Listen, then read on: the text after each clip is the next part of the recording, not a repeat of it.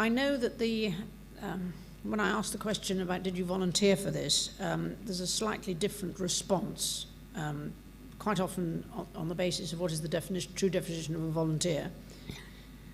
But that some did spot the opportunity, others have been selected, but actually all of you had to buy into this as a long-term project. It's 2 weeks out of your working lives. And that's a considerable decision for you to make on your individual basis, never mind your career basis. But you have, to some extent, been chosen to represent your country or company on the strength of your leadership capabilities and the potential that you hold to be a significant contributor in the future. And I hope that your experiences have led you to believe that that has taken place, has been enabled you to do so, and will perhaps give you confidence to build on what you felt you already wanted to do, to apply your learning in the face of those many challenges that everybody faces, but has a lot to do with confidence, a rather fragile commodity, but a lot to do with confidence in yourself, those around you, and your ability to make use of your own leadership qualities. CCELD had 3 primary objectives. Hopefully to allow you to become more effective leaders.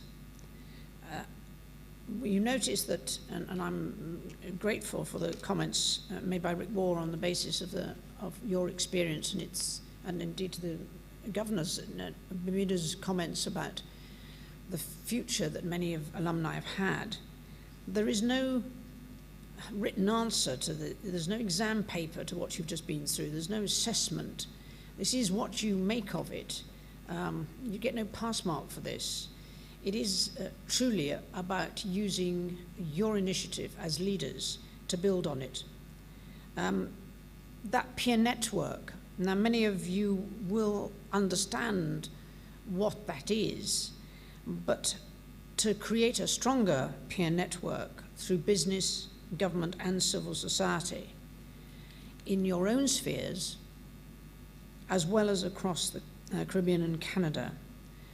I hope that some of the examples that you've seen, and I know from talking to you that has been more obvious in some places than others, but that it does provide the inspiration that it can be done in spite of sometimes the size of the silos that you encounter on the way. There's usually a way into a silo. It isn't always from the top, it can be from the bottom. Strengthening the ties across the Caribbean, between it and Canada, amongst people, will be important in the future.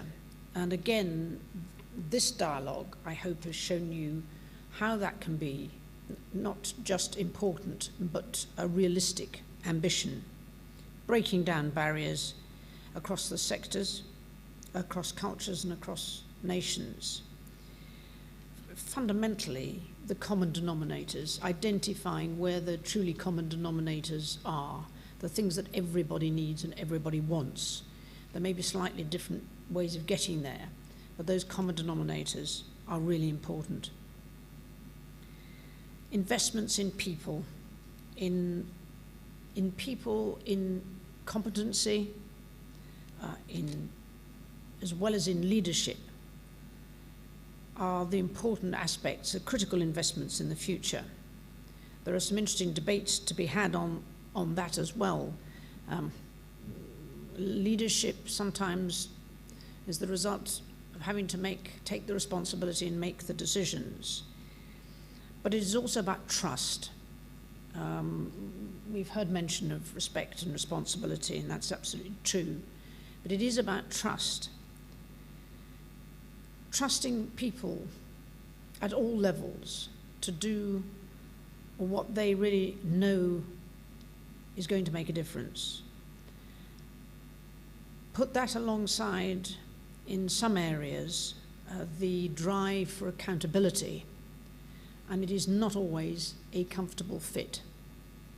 For leaders in particular, I think that's an area that they are particularly important, to bridge that gap between trusting individuals and the accountability which so often makes it difficult to do precisely that. I know from talking to you as